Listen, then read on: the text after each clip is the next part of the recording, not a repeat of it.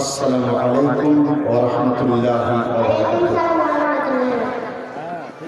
আহমাদুকা আল্লাহুম্মা ইয়া মুজিবা কুল্লি সাইল والصلاة والسلام على من هو أفضل الوسائل وعلى آله وأصحابه ذوي الفضائل أما بعد فقد قال الله تعالى في كلامه المجيد بسم الله الرحمن الرحيم اليوم أكملت لكم دينكم صدق الله العلي العظيم صدق رسوله النبي الأمين المكين المتين الكريم بعده في الشان حبيبه الكريم إن الله وملائكته يصلون على النبي يا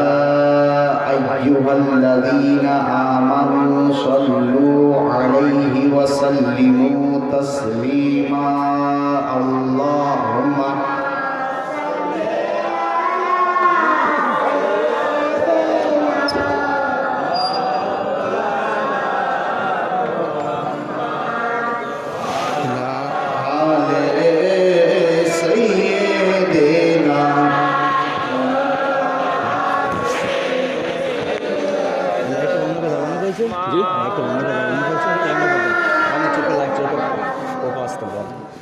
सल्लल्लाहु तआला अलैहि वसल्लम मौलाया सल्ली वसल्लिम दाइमन अबदा मौलाया सल्ली वसल्लिम दाइमन अबदा अला हबीबिका खैरुल खल्क़ि कुल्लिहिम या रब्बी बिल मुस्तफा बल्लिग मक़ासिदना या रब्बी बिल मुस्तफा बल्लिग मक़ासिदना वग़फिर लना मा मदा या वसीअल करमी रब्बी सल्ली वसल्लिम दाइमन अबदा अला हबीबिका खैरुल खल्क़ि कुल्लिहिम।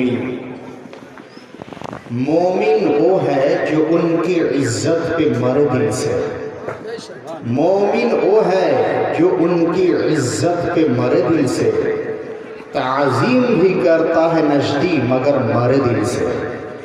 वल्लाह वो सुन लेंगे फरियाद को पहुँचेंगे, इतना भी हो तो कोई जो आह करे दिल से। Respected ulamas, my honorable audience, tonight my subject is our holy prophet and our holy religion. I discuss my speech in Bengali language. শ্রদ্ধেয় আজকের জলসার মনোনীত উপযুক্ত সভাপতি মহাশয়, স্টেজের উপর উপস্থিত ওলামায়ে কেরাম, আমার সম্মুখে উপবিষ্ট রসুল প্রেমিক শ্রোতা মণ্ডলী, সর্বপ্রথম প্রশংসা রব্বুল আলামিনের জন্য যিনি ওয়াহদাহু লা শারীক, অতঃপর কোটি কোটি দরুদ সালাম বর্ষিত হোক হুজুরে আকরাম নূরে মুজাসসাম শফিয়ে মুআজ্জম সৈয়দে আলম হাবিবে কিরদেগার নায়েবে পরওয়ারদিগার নবী মুহাম্মদুর রাসূলুল্লাহ সাল্লাল্লাহু তাআলা আলাইহি ওয়াসাল্লামের উপর বলুন আল্লাহুম্মা আমিন। অনেকক্ষণ ধরেই আপনারা কষ্ট করে বক্তব্য শুনছেন, আর আমি শেষ বক্তা হিসাবে কিছু মেসেজ আপনাদেরকে দেব। জালসায় যারা উপস্থিত হন বেশিরভাগই গরিব মানুষ, যেটা হুজুর বলছিলেন আমাকে, যে জালসাতে ধনী লোকের আশা বেশি, কারা আছে? গরিব মানুষের আশা। এর জন্য দুঃখ করবেন না, কষ্ট করবেন না, মনে ব্যথা নেবেন না, কারণ আপনাদের জন্য সুখবর রাসূলের পাক তিনি শুনিয়েছেন। বুখারী শরীফ হাদিস নাম্বার 5251 5251 নম্বর হাদিস। রাসূলের পাক তিনি ইরশাদ করেন, কুনতু আলা বাবিল জান্নাহ ফাকানা আমাতা মান দাখালা ফিহা আল মাসাকিন।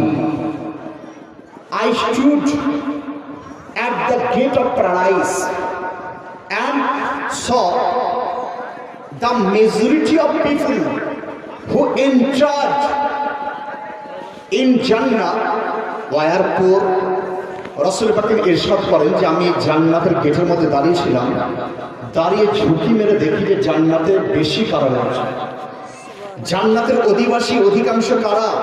তো হুজুর বলেন যে কানা আমাতা মান দাখালাহা আল মাসাকিন, তার মধ্যে যারা বেশিরভাগ দাখিল হয়েছে বেশিরভাগই হচ্ছে মিসকিন লোকেরা দাখিল হয়েছে। বোঝা গেল, দুঃখ করবেন না, কারণ জান্নাতীদের মধ্যে বেশিরভাগ তো আপনারা থাকবেন, মিসকিনটা তো জান্নাতে বেশি থাকবে। তাহলে জান্নাতে যখন মিসকিনটা বেশি, তাহলে দুনিয়াতে জালসাতে মিসকিন বেশি থাকবে, মসজিদে মিসকিন বেশি থাকবে, আপনার মাদ্রাসায় মিসকিনের ছেলে বেশি পড়বে, আপনার কোনো রকম ইসলামিক প্রোগ্রামে মিসকিনের ছেলে বেশি থাকবে, আপনার দিনই প্রোগ্রাম করুন মিসকিন ছেলে বেশি থাকবে।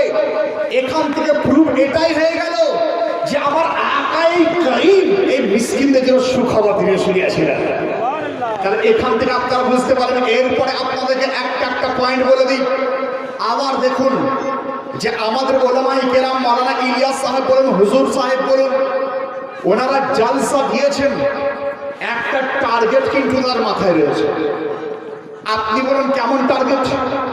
আমি বললাম আপনার এলাকার ধনী মানুষ যে গ্রামের 2 তলা 3 তলা বাড়ি করেছে, যার 4 চাকা গাড়ি রয়েছে, যার ব্যবসা রয়েছে, তারা দেখবেন তাদের টার্গেট এটাই থাকে যে 1 তলা বাড়ি থেকে 2 তলা করব কি করে। একটা ধনী ব্যক্তি তার টার্গেট এটা থাকে যে আমার ব্যাংক ব্যালেন্স 1 লাখ থেকে 2 লাখ, 10 থেকে 20 লাখ হবে কি করে। একজন ধনী ব্যক্তির টার্গেট এটা থাকে 2 বিঘা থেকে 4 বিঘা জমি হবে কি করে। একটা ধনী ব্যক্তির টার্গেট এটা থাকে যে আমার নামে প্রপার্টি বাড়াবো কিভাবে। কিন্তু ওলামায়ে কেরামের জালসা দেওয়ার মধ্যেও কিছু টার্গেট থাকে। কি টার্গেট? ওলামায়ে কেরামের টার্গেট এটাই যে আপনাদের মতো কিছু বেনামাজিকে নামাজি শিখাবে কি করে, আপনাদের মতো কিছু শরিয়াতের পাবন্দ নয় তাদেরকে শরিয়াতে পাবন্দ বানাবেন কি করে। ওলামায়ে কেরামের টার্গেট এটাই যে যারা হারাম কাজ করেন তাদের হারাম থেকে বাঁচিয়ে তাদেরকে হালাল কাজ করাবেন কি করে। ওলামায়ে কেরামের টার্গেট এটাই যে জালসাতে আনার পর আপনাদেরকে দ্বীনি মেসেজ দেবেন কি করে। ওলামায়ে কেরামের টার্গেট এটাই যে আমার মা বোনেদেরকে পর্দার কথা শোনাবো কিভাবে। তাহলে ওলামার টার্গেট আপনারা বুঝে নিলেন। এরপর ওলামায়ে কেরামের ডিউটি দেখুন কত রকম ডিউটি রয়েছে। আজকে আলিমের দিনকে আপনারা মুখের দিকে তাকাচ্ছেন না, আলিমের দিন রয়েছে তাদের সম্মান দেন না, আলিমের দিনের দিকে তাকান না। কিন্তু আপনারা কি জানেন কোরআন শরীফের সর্বশেষ আয়াত যেটা সূরাতুল মায়েদার মধ্যে রব্বুল আলামিন ইরশাদ করেন আল ইয়াউমা আকমালতু লাকুম দীনাকুম। হে মুস্তাফা, আজকের দিন আপনার জন্য দিনকে মুকাম্মাল করে দিলাম, দিন পরিপূর্ণ করে দিলাম। বোঝা গেল যে আর প্রয়োজন নেই। এই আয়াতের তাফসীরের দ্বারা মুহাদ্দিসে কেরামরা বলেন যে এর দ্বারা বোঝা গেল যে নবী মুস্তাফার পর আর কোনো নবীর প্রয়োজন নেই, আর কোনো নবী আসার প্রয়োজন নেই, আবার কোরআনের পর আর কোনো কিতাব আসার প্রয়োজন নেই। অর্থাৎ নবী মুস্তাফা শেষ নবী আর কোরআন হচ্ছে শেষ গ্রন্থ রয়েছে।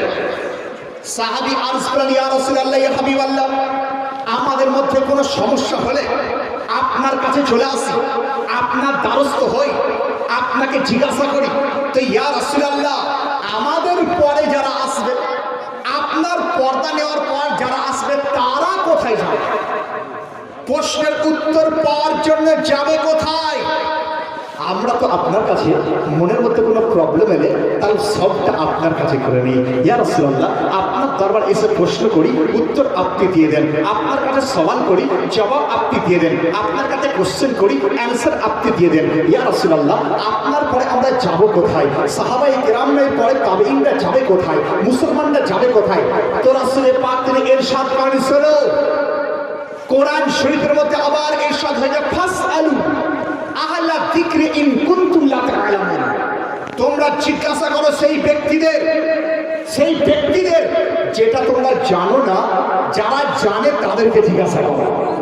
এখানে জানে বলতে ওলামায়ে কেরামদেরকে বোঝানো হয়েছে এই তাফসীরের ব্যাখ্যা করতে গিয়ে রাসূল পাক তিনি ইরশাদ করেন, আল উলামা ওয়ারাসাতুল আম্বিয়া, উলামায়ে কেরাম তারা আম্বিয়াদের ওয়ারিস, তারা রয়েছে।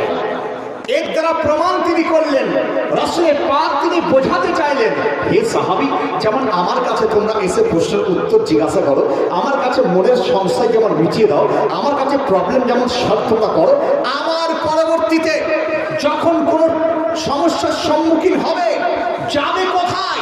রাসূল পাক বলেন উলামায়ে কেরামের কাছে চলে যাবে, আলিমে দ্বীনের কাছে চলে যাবে, উলামায়ে কেরামের কাছে যাবে, তোমাদের প্রবলেম সলভ হয়ে যাবে। তাহলে আপনাদের জন্য তালিম এটাই দিলেন রাসূল পাক। হুজুর পাক তিনি ইরশাদ করলেন যে হে মানুষেরা শোনো, যে কোনো প্রবলেম হবে চোখ বন্ধ করে আলিমের দরবারে চলে যাও। আবার অনেক রয়েছে মাওলানা সাহেব, আলিমরা জানে কি, তাদের কাছে জ্ঞান কি রয়েছে।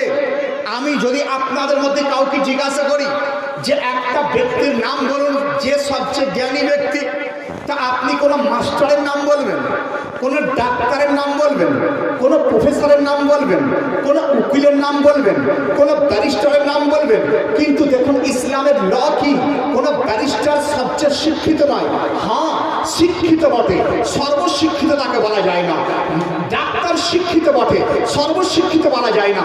মাস্টার শিক্ষিত বটে, সর্বশিক্ষিত নয়। সর্বশিক্ষিত কে? আমার আকায়ে কারীম তিনি ইরশাদ করেন, মান তাআল্লামাল কুরআন ওয়া আল্লামাহু, যে কোরআন শিক্ষা দেয় এবং কোরআন নিজে শিক্ষা গ্রহণ করে, সেই হচ্ছে সর্বশিক্ষিত ব্যক্তি তিনি হয়েছেন। তাহলে আপনি বুঝতে পেরে গেলেন, এর দ্বারা প্রুফ এটা হয়ে গেল যে সমাজের মধ্যে যদি সর্বশিক্ষিত ব্যক্তির নামটা জিজ্ঞাসা করা হয়, চোখ বন্ধ করে কোনো আলিমের নামটা আপনি বলে দেবেন, কোন উলামায়ে কেরামের নামটা বলে দেন। আলিমের শান আপনারা কি বুঝেছেন? কি বুঝেছেন? আলিম হচ্ছে এমন একজন রাহবার যিনি আপনাকে জান্নাতের পথ দেখিয়ে দেবেন। আলিম হচ্ছে এমন একজন গাইডেন্স, এমন গাইডলাইন যার দামানকে ধরলে জান্নাত পাওয়া যেতে পারে। আপনি বলবেন কিভাবে, হাউ ক্যান ইট পসিবল? অনেক দলিল রয়েছে। বিখ্যাত বাদশাহ আওরঙ্গজেবের নাম আপনারা শুনেছেন, আলমগীরের নাম শুনেছেন। বিশ্বের ইতিহাসের মধ্যে একমাত্র তিনি একজন বাদশাহ যিনি সারা বিশ্বে কম বেশি 50 বছর রাজত্ব করেছিলেন। 50 বছর, 50 ইয়ার্স। তো আওরঙ্গজেব রহমতুল্লাহ আলাইহিকে জিজ্ঞাসা করা হলো যে হুজুর, আপনার এতদিন রাজত্ব করার রাজ কি? কিভাবে রাজত্ব করলেন? আপনার মধ্যে কি তাকত ছিল? আপনি কি যুদ্ধ বেশি করতে পারতেন? আপনি কি লোকেদেরকে করাতলে করতে পারতেন? তো আওরঙ্গজেব রহমতুল্লাহ আলাইহি তিনি উত্তর দিয়েছিলেন, শোনো শোনো, এতদিন রাজত্ব করার পিছনে একটা রাজ রয়েছে। বলে রাজ কি? বলে রাজ কিচ্ছু নয়, একজন উলামায়ে কেরামের খিদমত আমি করেছি, তার দুয়ার বরকতে আমার রাজত্ব আমি পেয়ে গেছি। একজন আলিমে দ্বীনের খিদমত করেছে। বললে তিনি কে? তিনি বলেন তিনি হচ্ছেন মোল্লা জীবন রহমতুল্লাহ আলাইহি, যার খিদমত করতাম। আপনারা তো উলামায়ে কেরামের সামনে আসতে ভয় করেন, সামনে যান না, খারাপ জিনিস মন্তব্য করেন। বাদশাহ আলমগীর তিনি বলেন যে শোনো, আমি আলিমে দ্বীনের খিদমত করতাম কি করে? বলে কিভাবে? তিনি বলতেন যখন জুমা মসজিদের মধ্যে আমার উলামায়ে কেরাম, আমার আলিমে দ্বীন যখন যেতেন, সঙ্গে সঙ্গে যখনই জুমা মসজিদের গেটে নিজের কদম থেকে জুতোকে খুলতেন, আমি আওরঙ্গজেব ওই জুতোকে নিয়ে বুকের মধ্যে লাগিয়ে নিতাম, বুকের মধ্যে লাগিয়ে নিতাম। আবার যখন তিনি মসজিদ থেকে বের হতেন, আমি করতাম কি, সেই জুতোকে নিয়ে ওনার পায়ের সামনে লাগিয়ে দিতাম। বোঝা গেল আলমগীর বাদশাহ রাজত্ব পেয়েছিলেন উলামায়ে দ্বীনের খিদমত করার ওসিলাতে, খিদমত করার জন্য। এর দ্বারা প্রমাণ যে আপনিও জিন্দেগি পেতে পারেন উলামায়ে কেরামের যদি খিদমত আপনি করতে থাকেন। আলিমের শান শুনছেন, একজন আলিম কত গাইড করে দেখুন। আপনি একটা বাড়ি তৈরি করবেন, তো মাওলানা ইলিয়াস সাহেব বললেন, মাওলানা সাহেব জানেন বাড়ি তৈরি করতে গেলে একজন স্পেশাল ইঞ্জিনিয়ারের প্রয়োজন হয়। লোকেরা যাই কোথায়, ইঞ্জিনিয়ারের কাছে চলে যায়। ইঞ্জিনিয়ার কাছে গিয়ে বলে যে আমি 2 শতক জমির উপরে বাড়ি তৈরি করব, তো বাড়িটার প্ল্যানটা আপনি বলে দেন। তো একজন ইঞ্জিনিয়ার করে কি, যেভাবে আপনার প্ল্যান করে দেয় আপনি সেইভাবে তৈরি করেন।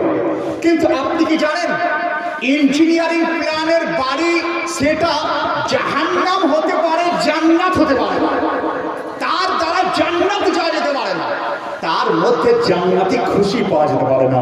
কিন্তু আপনি যদি হযরত মেরাজউদ্দিন সাহেব বা হযরত আপনার ইলিয়াস সাহেবের কাছে এসে বলতেন যে হুজুর একটু বাড়িতে চলুন, আমি ক্লান্ত করেছি, বাড়িতে করব কি করে? তো আমি জানি যে হয়তো তিনি আপনার ইঞ্জিনিয়ারের মতো টাইলসের কথা বলতে পারবেন না, ইঞ্জিনিয়ারের মতো মার্বেল বসানোর কথা বলতে পারবেন না, কিন্তু এটা মেসেজ দেবেন যে বাথরুমের প্যানটা যখন বসাবে সেটা যেন পূর্ব পশ্চিমে না হয়ে যায়, সেটা যেন উত্তর দক্ষিণ হয়ে যায়। কারণ পূর্ব পশ্চিমে যদি হয়ে যায় কিবলার বেয়াদবি করা হবে, আর কিবলার বেয়াদবি মানে যতদিন বাড়িতে বাস করবে সেই বাড়িতে থেকে তোমার গুনাহ আর গুনাহই হতে থাকবে, নেকির কাজ তোমার হবে না। বোঝা গেল একজন আলিমে দ্বীন তিনি দুনিয়াতেও আপনাকে গুনাহ থেকে বাঁচানোর চেষ্টা করতে থাকেন। আবার উনি বলবেন যে একটা জানালা রাখো, হুজুর জানালা রাখবো কোন দিকে? তো আমি জানি একজন ইঞ্জিনিয়ার সে বলবে দক্ষিণ দিকে জানালা করে দাও, উত্তর দিকে জানালা করে দাও, পূর্ব দিকে করে দাও, পশ্চিম দিকে করে দাও, কোনো দিক সে মেনশন করতে পারে না। কিন্তু আলিমে দ্বীনকে যখনই আপনি জিজ্ঞাসা করবেন হুজুর বাড়িতে একটা জানালা রাখবো, জানালাটা করবো কোথায়? তো আমি জানি কেউ বলুক না বলুক মৌলানা সাহেব এটা বলবেন যে যেদিকে মসজিদ আছে সেদিকে জানালাটা করে দাও। কারণ কি বলে? কারণ এটাই যে যখনই আজান হবে আজানের সুর যেন জানালার মাধ্যমে তোমার কানের মধ্যে পৌঁছাতে পারে। তাহলে আলিম কাকে বলা হয়? আলিম হচ্ছে এমন একজন গাইডলাইন্স, এমন একজন আমাদের গাইড করেন যে যিনি দুনিয়াতেও ভালাই চান আর আখেরাতেও ভালাই তিনি চান, দুনিয়াতেও গাইড করেন, আখেরাতেও গাইড। ওলামায়ে দ্বীনের আপনার দেখুন কত বড় মেহেরবানি আপনাদের উপরে যে আপনারা 100টার মধ্যে 99টা মজলিস আপনারা করার ইচ্ছা করেন যে তাতে যেন গান বাজনা হয়, তাতে যেন আপনার ফুর্তি হয়, তাতে যেন তামাশা হয়। কিন্তু ওলামায়ে কেরাম যদি একটা মজলিস করেন সেই মজলিসটাই চেষ্টা করেন যে যেন দ্বীনি তালিম সেখান থেকে দেওয়া হয়। একটা মজলিস যদি করেন জালসার মজলিস তারা করে থাকেন, একটা মজলিস যদি করেন সেই মজলিসের মধ্যে ভালো বক্তা এনে আপনাদের ইসলাহ করার তারা চেষ্টা করেন। দুনিয়ার 99টা মজলিস একদিকে আর আলিমে দ্বীনের একটা মজলিস অপরদিকে থেকে যায়। দেখুন একজন আপনার এলাকার যে আপনার জাকিরুল্লাহ অর্থাৎ আল্লাহর ইবাদত করেন তাকে কত রকম প্রোটেক্ট করতে হয়। দেখুন সে দুনিয়াতে থাকে, তাকে চারিদিকে রং তামাশা থেকে বাঁচতে হয়, তাকে ঘরের পেরেশানি থেকে বেঁচে থাকতে হয়, শয়তানের পেরেশানি থেকে বেঁচে থাকতে হয়, তাকে চারিদিকে বেঁচে থাকতে হয়। রাসূলের পাক তিনি ইরশাদ করেন যে জাকিরুল্লাহ ফিল গাফিলিন, গাফিলদের মধ্যে একজন জাকির। জাকির আপনার জাকির মানে যে ইবাদত করে তার অবস্থা সেই ধরনের কার সাজারাতিল খাদরাফিল হাসিন, যেভাবে আপনার দাবানলের মধ্যে সমস্ত গাছ থাকে, সমস্ত গাছ জ্বলে যায়, একটা গাছ যেভাবে সবুজ হয়ে থাকে অনুরূপ তার অবস্থা থাকে। তাহলে বোঝা গেল যে আলিমে দ্বীন আপনাদেরকে চান সব সময় যেন ভালো পথে থাকেন, ভালো রাস্তায় থাকেন, এই টার্গেটটা থাকে। আবার দেখুন যে আপনারা খাবার খান, খাবার খাওয়ার মধ্যে গোশত নিয়ে আসেন, মাংস নিয়ে আসেন। আপনাকে আমি বললাম মাংসটা কোথা থেকে নিয়ে এসেছেন? আপনি বলেন আই ঝোল ছিল আমি জানি না। বললেন কে? বলে আমার ছেলে নিয়ে এসেছে। ছেলেকে জিজ্ঞাসা করা হলো আচ্ছা মাংসটা কোথা থেকে নিয়ে এসেছি? সে বলে অমুক দোকান থেকে। আমি বলি আচ্ছা বলতো মাংসটা হারাম আছে না হালাল রয়েছে? তো সে বলতে পারে না। আবার আপনার দেখুন আপনি সেই মাংস খাচ্ছেন, যদি হারাম হয় তাহলে আপনার পেটের মধ্যে হারাম প্রবেশ করে, টাকা দিয়ে হারাম খান। ওলামায়ে কেরামের মেহেরবানি যে তারা সঙ্গে সঙ্গে মেসেজ দেয় যে শোনো মাংসটা আগে দেখো যে জবাই কে করেছে। যদি কোনো মুসলমান জবাই করে তাহলে এটা খাওয়া হালাল হবে, আর যদি কোনো বিধর্মী জবাই করে মেরে দেয় তাহলে এটা খাওয়া হারাম, এটা হয়ে যাবে। তাহলে আলিমের শান আপনারা শুনছেন, আর আপনারা শুনবেন ইনশাআল্লাহ আপডেট মেসেজ। তার পূর্বে একবার ভক্তি করে দরুদ শরীফ পেশ করুন। আলহামদুলিল্লাহ আমি বক্তব্য রাখছি, দেখছি একে একে উঠতে শুরু করেছেন, আর এই বক্তব্যে আধ ঘন্টার মধ্যে বক্তব্য উঠে যাবেন, কারণ একটু গাঢ় কথা বললে মাথার উপর দিয়ে উঠতে শুরু করে। তো যাই হোক আমি একটু নরম করার চেষ্টা করি, একবার দরুদ শরীফ করুন, ইনশাআল্লাহ আপনাদের সম্মুখে আরো কিছু মেসেজ আমি বর্ণনা করি। আল্লাহুম্মা সাল্লি আলা সাইয়্যিদিনা মাওলানা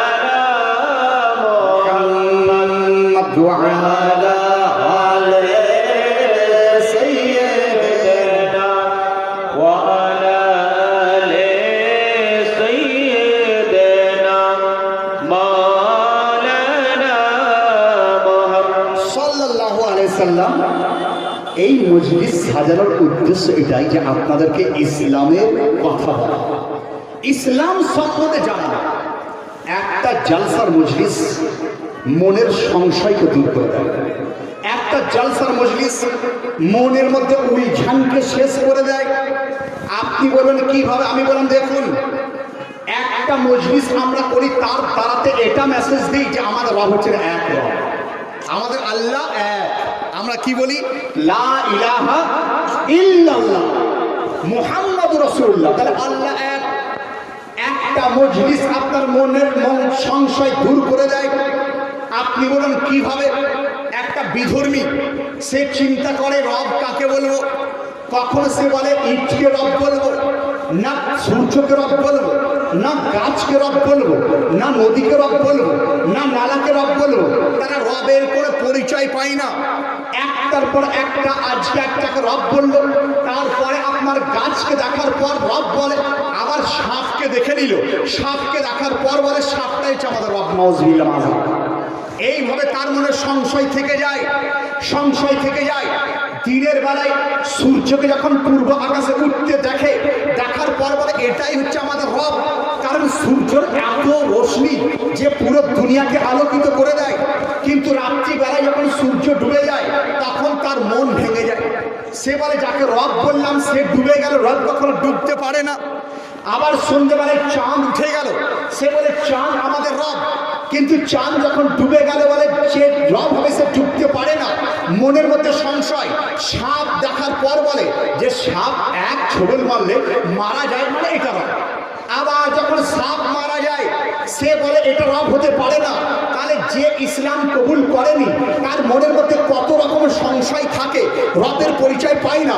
কুরবান যেন আমার ধর্মের উপরে, ইসলাম ধর্মের উপরে যখনই আপনি স্টেজের সামনে আসেন, ওলামাই কেরামরা বলেন যে সাপ রব হতে পারে না, সূর্য রব হতে পারে না, চন্দ্র রব হতে পারে না, গাছ রব হতে পারে না, পাথর রব হতে পারে না, বরং যে সূর্যকে সৃষ্টি করেছেন তিনি হচ্ছেন সঠিক রব, যিনি চাঁদকে সৃষ্টি করেছেন তিনি হচ্ছেন একমাত্র রব, যিনি কুল কায়নাতকে সৃষ্টি করেছেন তিনি হচ্ছেন রব্বুল আলামিন। এক রবের বার্তা আমরা পেয়ে যাই।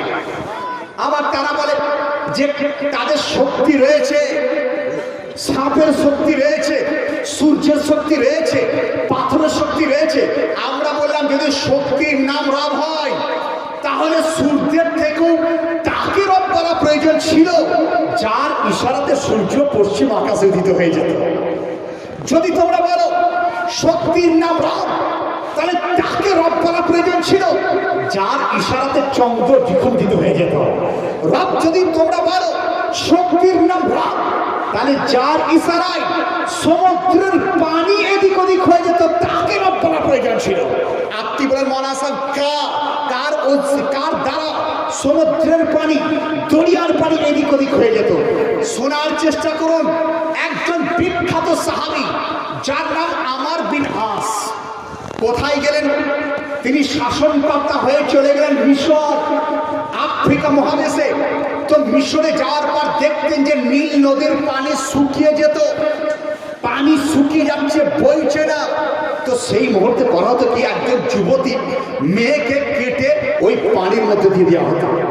লোকের ধারণা যে নীল নদের পানি, সে যুবতী মেয়েকে পাওয়ার পর তার পানিকে বাহিত করতে শুরু করে, মাআযাল্লাহ এই ধরনের কুপ্রথা ছিল। হযরত আমর বিন আস যখন মিশরের বুকে চলে গেলেন, যাওয়ার পর দেখছেন যে প্রত্যেক বছর একজন কুমারী মহিলাকে তাকে কতল করে পানিতে ফেলা হয়, তারপর পানি বাহিত হয়। তিনি চিঠি লিখলেন হযরত উমর ফারুককে যে ইয়া উমর, আপনি আমাকে পাঠিয়েছেন মিশরের বুকে, মিশরে পাঠিয়েছেন, কিন্তু মিশরের মধ্যে এমন কিছু প্রথা দেখছি যেটা কুপ্রথা, যে মেয়েদেরকে কতল করে জলের মধ্যে ফেলা হচ্ছে। তো হযরত উমর ফারুকের কাছে চিঠি গেল। তিনি চিঠিটা নেওয়ার পর উত্তর লিখছেন। উত্তরে তিনি লিখে পাঠালেন, পাঠিয়ে এইভাবে বললেন যে এই চিঠিটা গিয়ে নীল নদীর মধ্যে ফেলে দাও। চিঠি লিখলেন কে? হযরত উমর ফারুক। কার নামে? নীল নদীর নামে তিনি চিঠি লিখলেন, নীল নদের নামে চিঠি লিখলেন। আর আমর বিন আসকে বললেন যে এটা নীল নদের মধ্যে দিয়ে দাও।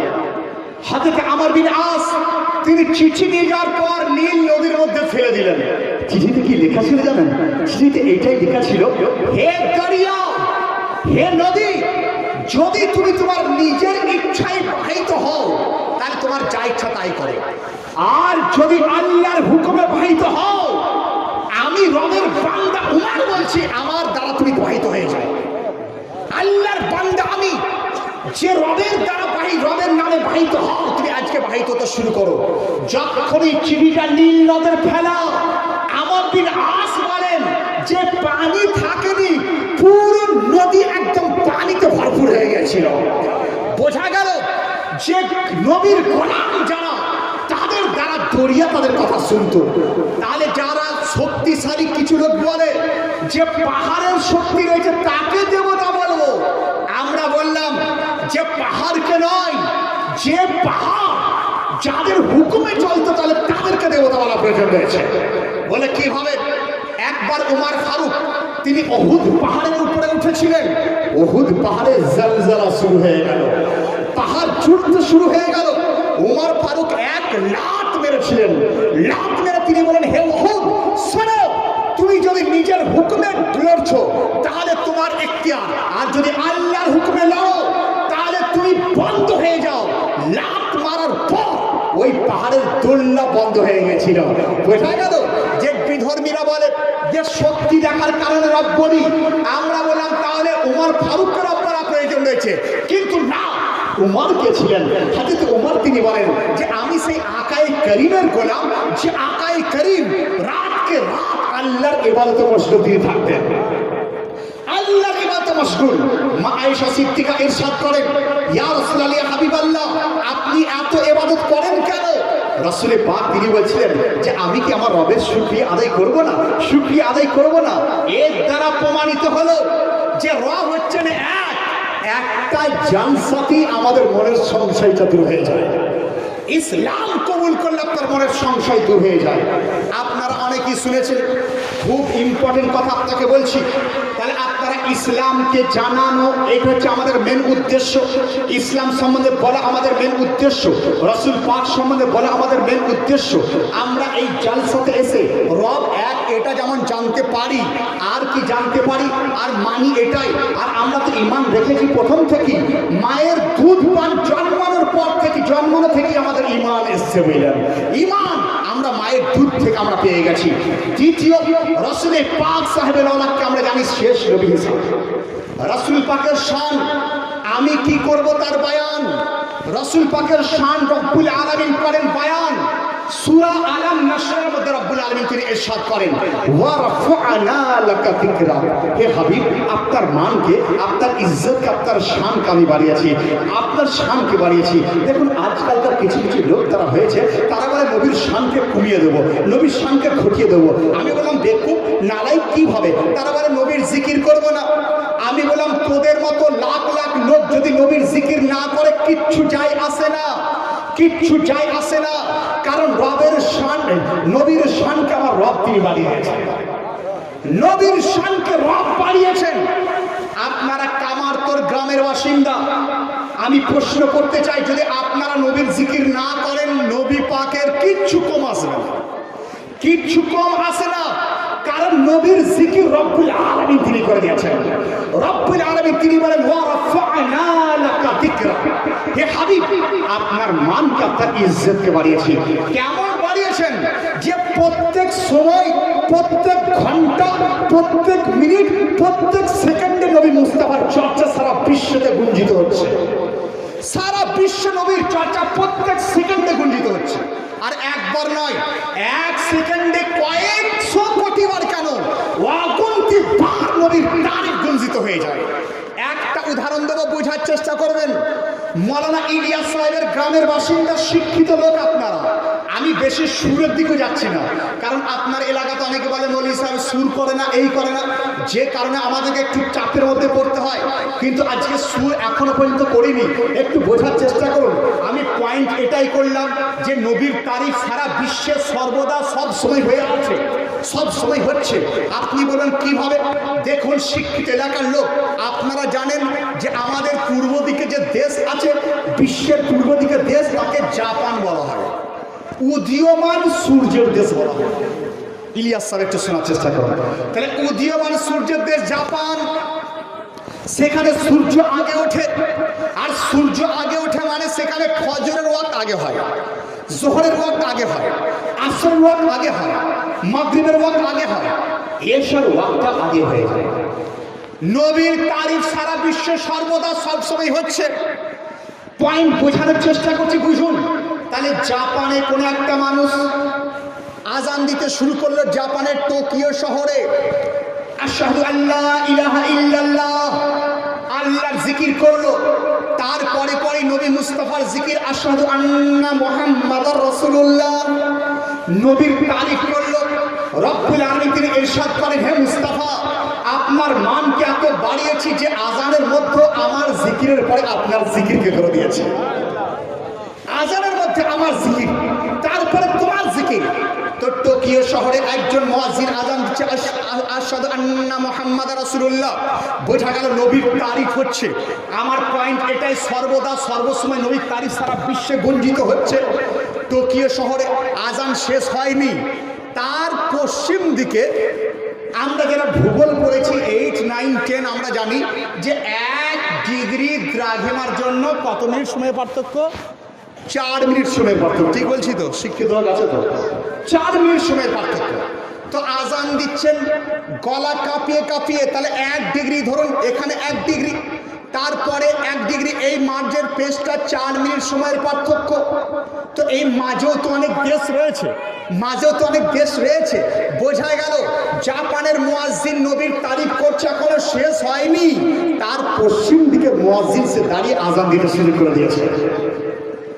পূর্ব দিক থেকে আস্তে আস্তে সূর্য আপনার পশ্চিম দিকে আসে, তার মানে আজানটাও আস্তে আস্তে পশ্চিম দিকে আসছে। জাপানের কোন একটা ব্যক্তি নবীর তারিফ করছে, নবীর তারিফ করা শেষ হয়নি। রেঙ্গুন আপনার বার্মা ব্রহ্মদেশের কোন একজন মুয়াজ্জিন আজান দিতে শুরু করে দিয়েছে। বোঝা গেল এখনো নবীর তারিফ শেষ হয়নি, ব্রহ্মদেশে নবী মুস্তাফার তারিফ শুরু হয়ে গেছে। আজান নবী মুস্তাফার তারিফ হচ্ছে, তারিফ শেষ হয়নি।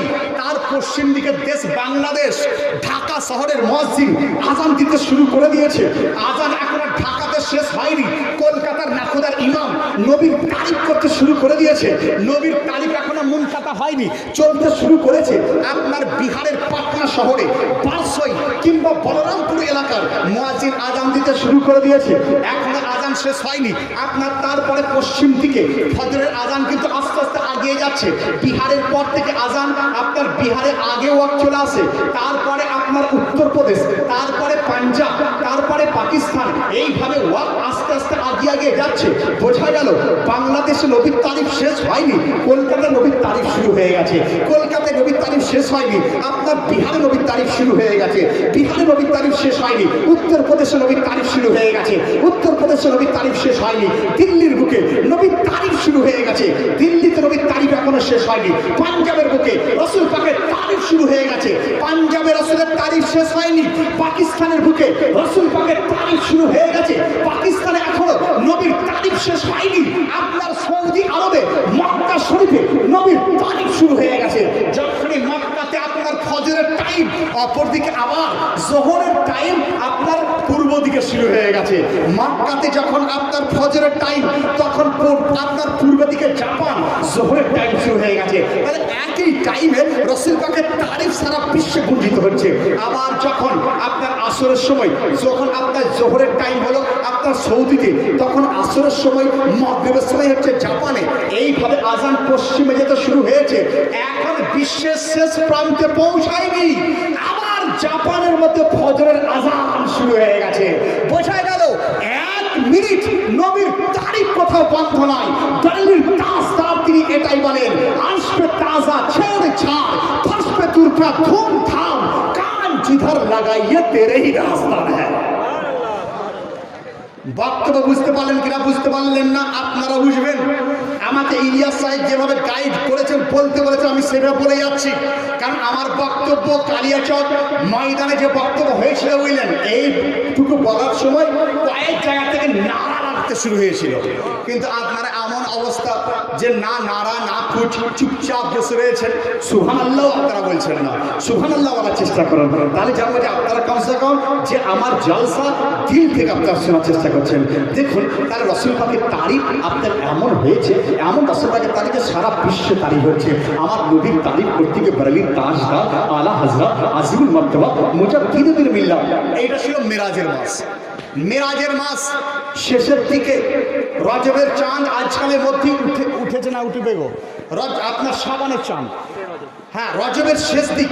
তো আপনার এই রজব মাসে আপনারা জানেন যে মেরাজের রাত্রি ছিল। তো এই মেরাজের রাত্রিতে রাসূল পাকের শানকে আল্লাহ এত বাড়িয়েছেন, এত বাড়িয়েছেন। রব্বুল আলামিন তিনি বলেন যে আমার অন্য নবী আমাকে দেখেছে, আমাকে আদম আলাইহিস সালাম বলেছে যে লা ইলাহা ইল্লাল্লাহ, এটা তার শোনা কথা। হযরত শীস আলাইহিস সালাম বলেছেন লা ইলাহা ইল্লাল্লাহ, আল্লাহ ছাড়া কোনো মাবুদ নাই, এটা ওনার শোনা কথা।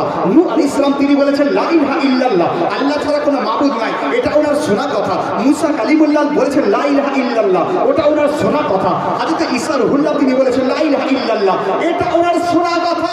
কিন্তু আমার মুস্তাফা তিনি বলেন লা ইলাহা ইল্লাল্লাহ, আল্লাহ ছাড়া কোনো মাবুদ নাই, এটা ওনার সচক্ষে দেখার কথা ছিল, এটা ওনার দেখা কথা। তাই এই রাত্রিতে, মেরাজের রাত্রিতে রাসূল পাক চলে গিয়েছিলেন রব্বুল আলামিনের দিদার করতে। কোরআন শরীফের মধ্যে আল্লাহ ইরশাদ করেন সুবহানাল্লাযী আসরা বিআবদিহি লাইলাম মিনাল মাসজিদিল হারাম ইলাল মাসজিদিল আকসা। রব্বুল আলামিন তার বান্দাকে নিয়ে গেছেন মসজিদে হারাম থেকে মসজিদে আকসার মধ্যে। আর এই ঘটনা বারেলির তাজদার তিনি একটা নাত শরীফের মধ্যে বলে দিচ্ছেন। কিভাবে একটু আমার গলা তো শোনার চেষ্টা করুন আলা হযরতের কালাম। কারণ যে আপনারা অনেকে আছেন হয়তো ভাবছেন যে একটা গজল ভালো হতো, তো আমি তারই গজল করব যে আলা হযরত আমাদের উপর ইহসান করেছেন, যে আলা হযরতের ইহসান প্রত্যেকটি সুন্নি জামাতের উপর রয়েছে।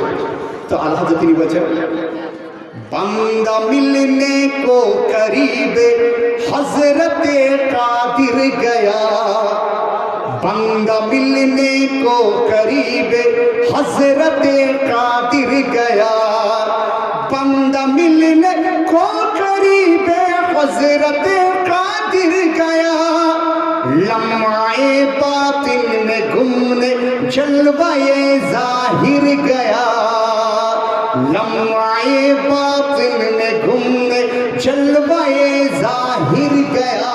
बंदा मिलने, এখানে বান্দা বলতে রাসূল পাক সাল্লাল্লাহু আলাইহি ওয়াসাল্লামকে বোঝানো হয়েছে, খাস বান্দাকে বোঝানো হয়েছে। অনেক বিতর্কিত লোক তারা বলে নবীও বান্দা আমরাও বান্দা, মানে তিনি আমাদের মতো মানুষ। নাউজুবিল্লাহ, এই আকীদা কেউ যদি রাখে যে নবী আমাদের মতো, সে ঈমান হারাছে হয়ে যাবে। নবী বাশার ছিলেন কিন্তু নুরি বাশার, নবী বাশার ছিলেন কিন্তু নুরি বাশার। একটা উদাহরণ দিই, উদাহরণটা খুব গুরুত্বপূর্ণ উদাহরণ, শোনার চেষ্টা করবেন। কামারতোর গ্রামে মাটি আছে। আচ্ছা আপনি বলুন, কেউ যদি এক ঝুড়ি মাটি নিয়ে এই বাজারে বসে যায় আর বলে যে এক ঝুড়ি মাটির দাম 10 টাকা, 10 টাকা বললে আপনারা কেউ ক্রয় করবেন? কিনবেন কেউ? আপনারা কিনবেন? কিনবেন না, মাটি ক্রয় করবেন না। কারণ আপনি জানেন এটা তো ফ্রিতে পেয়ে যাব, জমিতে গেলে তো পেয়ে যাব, তা আপনি ক্রয় করবেন না। কিন্তু আশ্চর্যের বিষয়, চায়না থেকে যদি দুটো লোক বেড়াতে চলে আসে, চীন থেকে, চায়না থেকে দুটো লোক চলে আসার পর দেখেন যে আপনি ঝুড়ি নিয়ে বসে আছেন, কি বিক্রি করছেন? মাটি। তো চায়না থেকে তারা এসে বলে হোয়াট ইজ দিস, এটা কি? তা আপনি বলবেন এটা মাটি, দিস ইজ সয়েল, এটা মাটি বলা হয়। তারা বলে মাটি, আচ্ছা কত দাম, হাউ মাচ, এর প্রাইস কত? তো আপনি বললেন 10 টাকা। তারা বলে আচ্ছা ঠিক আছে, দাও আমাদেরকে দিয়ে দাও। চায়না থেকে এসেছে, তারা ভাবছে নতুন জিনিস কিছু হবে, সেটাকে নিয়ে 10 টাকা দিয়ে তারা চলে যাচ্ছে। কিছু দূর যাওয়ার পর চায়নার লোকেরা বলছে শোন, কামারতোর লোকেদেরকে এমন বোকা বানাবো, এই 10 টাকার মাটিকে 10,000 বিক্রি করবো, 10 টাকার মাটিকে 10,000 বিক্রি করবো। কিভাবে? তারা কলকাতায় নিয়ে গেল, সেখানে গিয়ে তাতে কেমিক্যাল মিশিয়ে একদম রিফাইন করতে করতে চাইনিজ আপনার দেখবেন কাপ প্লেট তারা তৈরি করে দিল, চীনা মাটির কাপ প্লেট, মাটি আপনার কামারতোরের, কিন্তু তার মধ্যে কেমিক্যাল মিশালো, তার রিফাইন করলো, চীনা মাটির কাপ প্লেট তৈরি করলো। এক ঝুড়ি মাটিতে কম বেশি আপনার 10 সেট তৈরি করে ফেললো। এক সেটের দাম 1000 টাকা, আর এত ডিজাইন করলো যে 1000 টাকাতে লোক নেওয়ার জন্য তৈরি। এবার বললে চল কামারতোর গ্রামের লোকেদেরকে বোকা বানাবো, কামারতোরের লোকেদেরকে আমরা দেখাবো যে দেখ কিভাবে হতে পারে। তো সেই জায়গাতে আপনি যেখানে মাটি বিক্রি করছিলেন সেই জায়গাতে এসে তারা বসেছে। মাত্র 10 সেট। কত দাম? বলে 1000 টাকা। আপনি জিজ্ঞাসা করছেন না, 1000 টাকা নিয়ে তারা 1 প্লেট আপনি নিয়ে চলে গেলেন। তাহলে মাটি আপনার এলাকার, এই মাটি যখন আপনি বসলেন তখন কেউ নেওয়ার জন্য প্রস্তুত হয়নি, কিন্তু চায়না থেকে যখন চলে এলো সেই মাটিকে নেওয়ার জন্য কাড়াকাড়ি শুরু করে দিল। বোঝা গেল সেটা মাটি তো ছিল, কিন্তু তার সঙ্গে আরো কিছু জিনিস দেওয়া হয়েছে যা যারা ঝকঝকে দাম হয়েছিল। অনুরূপ আমরা হচ্ছি ওই মাটি যার কোনো মূল্য নেই, সাধারণ ভাষার। আর আমার মুস্তাফা তিনি নুরি ভাষার তিনি ছিলেন, নুরি ভাষা, যে আমাদের হাতের কোনো মূল্য নাই। নবী পাক হাত উঠিয়ে দিতেন তো জান্নাতের ফলকে স্পর্শ তিনি করতে পারতেন। আমাদের পায়ের কোনো মূল্য নাই। আমি যদি চলি আমার পায়ের দাগ রাস্তায় পড়ে না। দেখুন পাথরের উপর দিয়ে যদি আমি চলে যাই, পাথরের উপরে আমার পায়ের দাগ পড়ে না, কিন্তু কুরবান যারা আমার মুস্তাফার উপরে, আমার মুস্তাফা যখন পাথরের উপরে পা রেখে দিতেন সেই পাথরের উপরে পায়ের ছাপ পড়ে যেত। যদি দেখতে চান বারেলির সরজমিনে চলে যান, বারেলি শরীফে হুজুর আলা হযরতের মাজার শরীফের পিছনে এখনো আপনার বাঁধানো রয়েছে সেই পায়ের ছাপ। বোঝা গেল আমাদের পা আলাদা, নবী পাকের পায়ে পা শরীফ আলাদা। আবার দেখুন আমরা যদি কাদাতে পা রাখি, আমরা যদি কাদাতে পা রাখি তাহলে আমাদের পায়ের ছাপ বসে যায়, কিন্তু আমার মুস্তাফা তিনি কাদাতে যদি পা রাখতেন পায়ের ছাপ পড়তো না। একদম উল্টো ছিল, বুঝলেন? নবী পাক সাহেবের এলাকার শান আপনারা শুনুন, আর রাসূল পাকের শান যত শুনবেন ঈমান তত মজবুত হয়ে যাবে, তত মজবুত হয়ে যাবে। হুজুর আলা হযরত আজিমুল মারতাবা মুজাদ্দিদুল্লাহ তিনি বলছেন যে উन्हें जाना उन्हें माना न रखा गायर से काम लिल्लाहिल हामद दुनिया से मुसलमान गया। हाँ हाँ, যদি তুমি রাসূলের পাককে মানো তাহলে তুমি মুসলমান হয়ে দুনিয়া থেকে যাবে। মুমিন তো তাকেই বলা হয় যে রাসূল পাকের মহব্বতে নিজেকে কুরবান করে দেয়। রাসূল পাকের মহব্বতে নিজেকে যারা কুরবান করে তাকে মুমিন বলা হয়। ভাইরা বোনেরা একটু শোনার চেষ্টা করুন, খুব বেশি রাত করব না, আর হয়তো 10-20 মিনিট আপনাদেরকে একটু বোঝাবো, তারপরে ইয়া নবী সালাম আলাইকা বলে বক্তব্য শেষ হয়ে যাবে। একবার ভক্তি করে দরুদ শরীফ পেশ করুন। আল্লাহুম্মা, কি বলেন 12:30 করে দেন, খুব বেশি রাত করব না। সিনে নিয়ে আসো, সিনে নিয়ে আসো। ও মুহাম্মদ ওয়া আলা আলিহি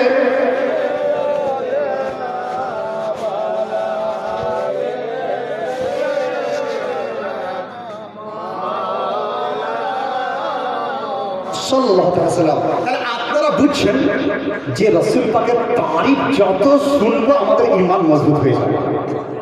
রাসূল পাকের চর্চা যত করবেন তত আপনি পাক্কা মুমিন আপনি হয়ে যাবেন। আলা হযরত তিনি কি বলছিলেন কত সুন্দর করে। আমি বারবার আলা হযরতের কথাটা বলি, কারণ জালসা ততক্ষণ পর্যন্ত কমপ্লিট মনে হয় না যতক্ষণ পর্যন্ত না হুজুর আলা হযরতের একটা শের না পড়া হয়। ততক্ষণ পর্যন্ত আমরা আমাদের জলসা করে মজা পাই না, যতক্ষণ পর্যন্ত না হুজুর আলা হযরতের লিখিত একটা নাম আমরা করতে না পারি, বলতে না পারি। তো হুজুর আলা হযরত কিভাবে বলছেন দেখুন, তিনি বলছেন মুমিন वो है जो उनकी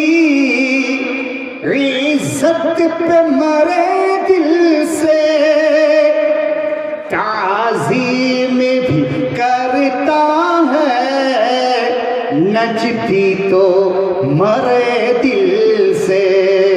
কি বলছেন যে মুমিন ও है जो उनके इज्जत पे मरे दिल से।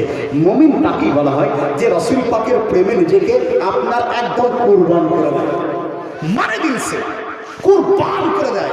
আর তাজিম भी करता है नजदी, मगर মারে দিল সে। নজদি সেও রাসূলের নাম নেয়, কিন্তু মুর্দা দিলে তারা নাম। দেখবেন যারা নাজদি ফিরকা, ওহাবি ফিরকা, তারা বলে সাদান্না মুহাম্মদ রাসূলুল্লাহ, কিন্তু নাম তো নেয়। আলা হযরত বলেন তারা মুর্দা দিলে নাম নেয়। মুর্দা দিলে যেমন শুকনো কাঠে জল ঢাললে কিচ্ছু ফায়দা নাই, তো তেমনি শুকনো কাঠের মতো তারা রাসূলের নাম নিয়ে কোনো ফায়দা তাদের হয় না, কারণ তারা বেঈমান। ताज़ीम भी करता है, नचती तो मरे दिल से। आला हजरत पर आकीदा शिक्षा दिच्छेन जे वल्लाह वो सुन लेंगे, फरियाद को पहुंचेंगे, इतना भी हो कोई जो आह करे दिल से। আলা হযরত তিনি বলছেন যে রাসূলের পাক তিনি আমাদের কথা শুনতে পান। এই কামারতোর গ্রামে যারা বসে রয়েছেন, কে কে রাসূল পাকের আশিক আছেন আমার মুস্তাফা সবই জানতে পারছেন। রাসূলের নামে গুণগান কে করেন মুস্তাফা তিনি জানতে পারেন, তিনি বুঝতে পেরে যান। তাই তো ইমাম মুহাদ্দিস দেহলভী রাহমাতুল্লাহ আলাইহি তিনি বলেন যে তোমরা উঠতে বসতে চলতে ফিরতে নবীর তারিফ করো, নবীকে সালাম করো। বলে বেনিফিট এটাই, তোমরা সারা জিন্দেগি নবীকে সালাম করো। যদি মুস্তাফা একবার তোমার সালামের উত্তর দিয়ে দেয় তাহলে তোমার জিন্দেগি সাকসেসফুল হয়ে যাবে। তোমার জিন্দেগি সাকসেস, কবর সাকসেস, আখিরাত সাকসেসফুল হয়ে যায়। তাই তো আলা হযরত তিনি বলছেন যে ওয়াল্লাহ वो सुन लेंगे फरियाद को पहुंचेंगे, वल्लाह वो सुन लेंगे फरियाद को पहुंचेंगे, इतना भी तो हो कोई जो आह करे दिल से। কি বলছেন যে ইতনা भी तो हो कोई जो आह करे दिल से। মা দেখবেন তার বেটার যদি আঘাত লেগে যায় তো আহ করতে শুরু করে, বেটা পড়ে গেল। আপনার ছেলে যদি পড়ে যায় আহ করতে শুরু করেন। কিন্তু জানেন কাল কিয়ামতের মাঠে যখন বাপ আপনার কাছে থাকবে না, বাপ যখন দূরে ভেগে যাবে, মা যখন দূরে ভেগে যাবে, স্ত্রী যখন দূরে ভেগে যাবে, স্বামী যখন দূরে ভেগে যাবে, ছেলে যখন দূরে ভেগে যাবে, মেয়ে যখন দূরে চলে যাবে, তখন একমাত্র আহ আমার মুস্তাফা তিনি করবেন, মুস্তাফা তিনি করবেন। তাই তো আর এক জায়গায় আলা হযরত তিনি বলছেন উনকে সিওয়া রাজা কোই হামি নেহি জাহা গুজরা করে বেসর পে বেদার কা খবর না হো। আলা হযরত তিনি বলেছেন যে সেই দিন যেদিন মা বেটা থেকে দূরে চলে যাবে, বেটা বেটি থেকে দূরে চলে যাবে, বাপ ভাই থেকে দূরে চলে যাবে, ভাই ভাই থেকে দূরে চলে যাবে, সেই সময় একমাত্র রাসূলের পাক সকলকে নিকটে তিনি করে নেবেন। আলা হযরত তিনি কি বললেন, इतना भी तो हो कोई जो आह करे दिल से, मोमिन वो है जो उनकी इज्जत पे मरे दिल से, ताज़ीम भी करता है नचती तो मरे दिल से। देखो আপনার অনেক সময় রাস্তা পান না, কখনো মৌলানা মিরাজউদ্দিন সাহেবের কাছে আসছেন, আবার সময় ক্ষেত্রে ওনার কাছ থেকে দূরে চলে যাচ্ছেন, মৌলানা ইলিয়াস সাহেবের কাছে আসছেন, আবার অন্য সময় দূরে চলে যাচ্ছেন। মানে এক কথায় চল উথাল পাতাল আপনাদের মন সঠিক থাকতে পারেন না। কিন্তু আপনি কি জানেন রাসূল পাক সাহেবে লালাকে নজর যার উপর পড়ে যায় তাকে দুনিয়াতে কেউ আপনার কমাতে পারে না, দুনিয়াতে কেউ তাকে হটাতে পারে না, দুনিয়াতে কেউ তার শানকে কমাতে পারে না। তাই আল্লাহ হযরত তিনি বলছেন যে আপনার তার শান क्या তার শানকে কি কে ঘটাতে পারে যার উপর রাসূল পাকের নজর রয়েছে। আর তাকে হাসরের মাঠেও কেউ শাফাত করবেন না যে রাসূল পাকের চোখ থেকে দূরে চলে গেছে, রাসূল পাক থেকে দূরে চলে গেছে। এরপরে আল্লাহ হযরত তিনি বলছেন যে সোনা তোমরা দেখেছো, স্বর্ণকারের কাছে আপনারা গেছেন, স্বর্ণকার সোনাকে নেওয়ার পর সে বুঝতে পারে যে কোন সোনাতে খাদ আছে, কোথায় ময়লা আছে, স্বর্ণকার বুঝতে পারে।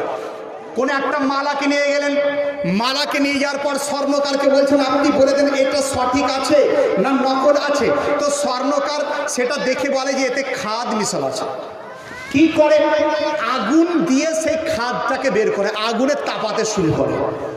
বোঝা গেল সোনার মধ্যে যদি আপনার খাদ থাকে তাকে তাপ দেওয়ার প্রয়োজন হয়, আগুন দেওয়ার প্রয়োজন হয়। তো আলা হযরত তিনি বলছেন যে যেমন সোনার মধ্যে নকল থাকলে তাপ দেওয়ার প্রয়োজন হয়, কিন্তু যেটা খাঁটি সোনা সেটা নেওয়ার পরেই স্বর্ণকার দেখে মুছে বলে যে না এটা নকল না, এটা সঠিক সোনা রয়েছে, আগুনের প্রয়োজন নয়। তো অনুরূপ যদি মুমিন খাঁটি হয় তাহলে তার জন্য জাহান্নামের আগুনের প্রয়োজন নাই, জাহান্নামের আগুনের প্রয়োজন নাই।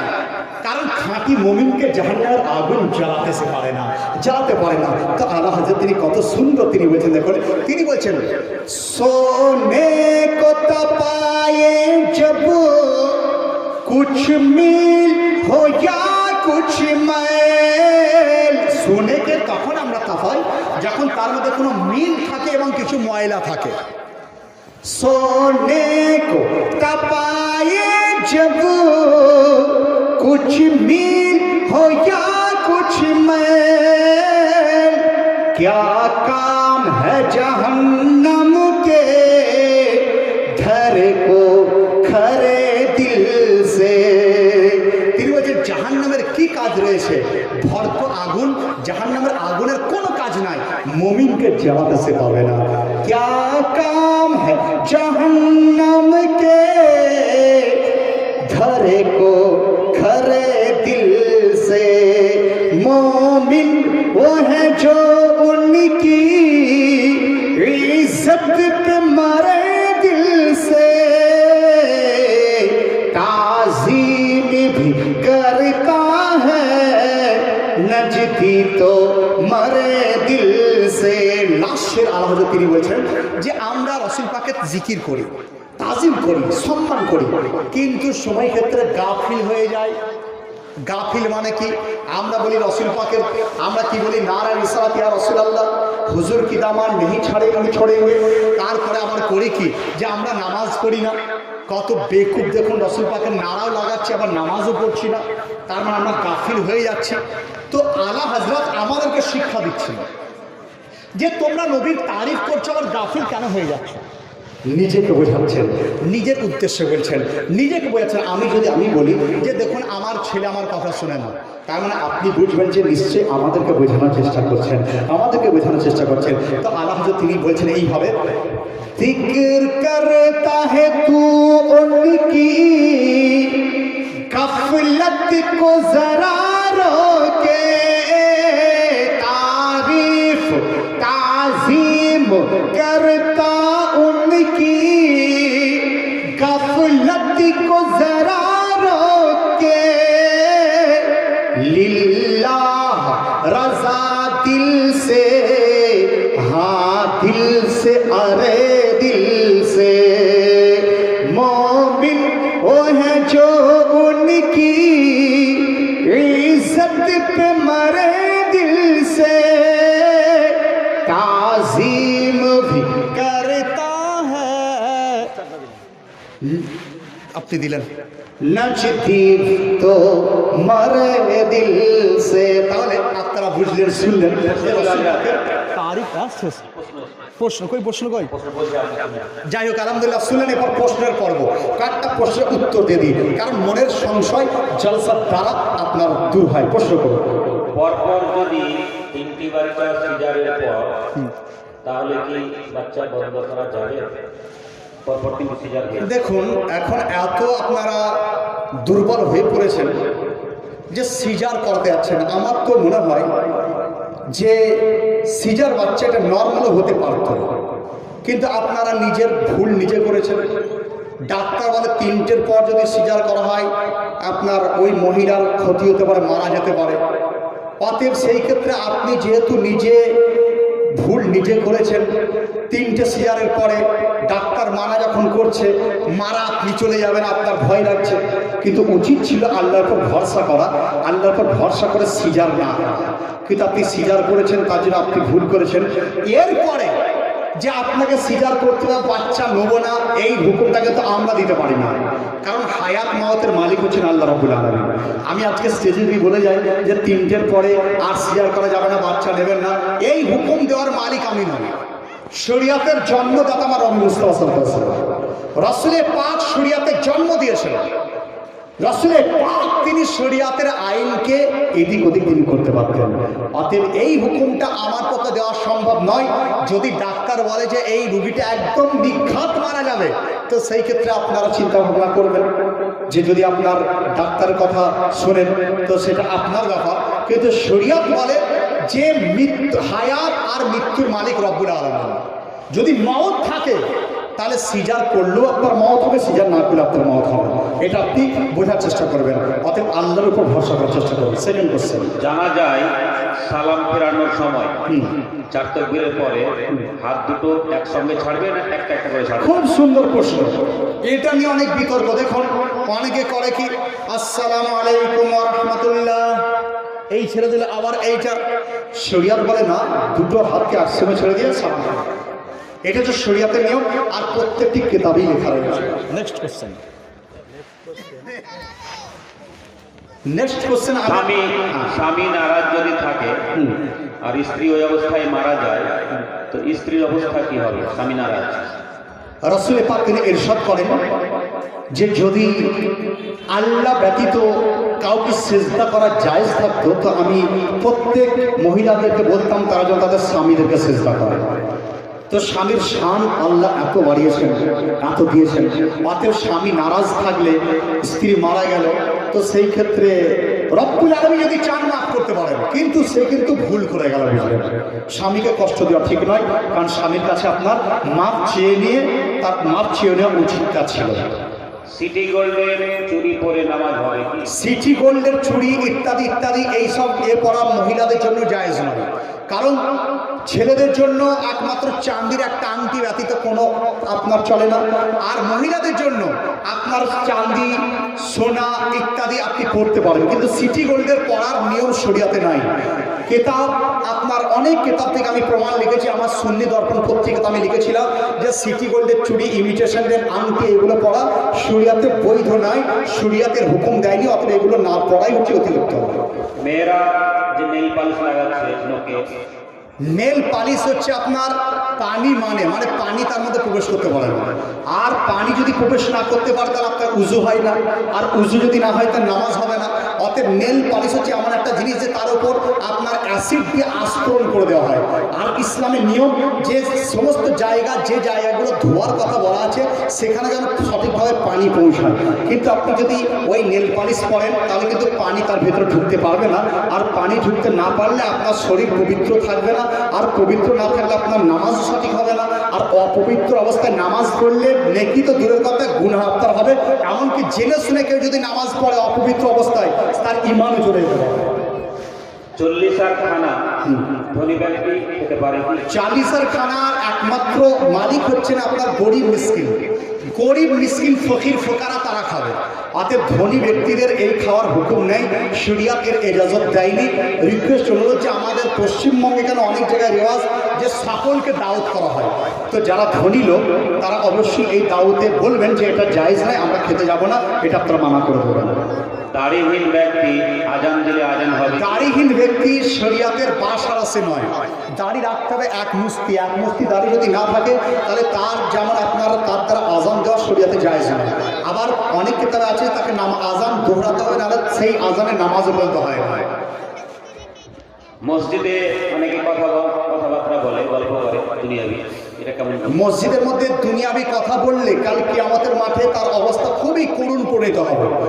মসজিদের মধ্যে শুধুমাত্র জিকরুল্লাহ, নামাজ পড়ুন, রাসূল পাকের সামনে দরুদ শরীফ পড়ুন, কোরআন তেলাওয়াত করুন, তাসবিহ তাহলিল করুন, কিংবা দিনিয়াতের মজলিস আপনার যেমন তালিম ইত্যাদি দেওয়া চলে। দুনিয়ার কোনো কথাই মসজিদের মধ্যে বলা জায়েজ নয়। স্বামীকে ভাই বলা যায় কি? স্ত্রীকে বোন বলা যায় কি? স্বামী তাকে ভাই বলবেন কেন? তাহলে তো আপনাকে বোকা বলবে লোকেরা। তা আপনি এমন কাজ কেন করেন যে যাতে লোকেরা আপনাকে বোকা বলবে? আর স্ত্রী স্বামীকে ভাই কেন বলবে?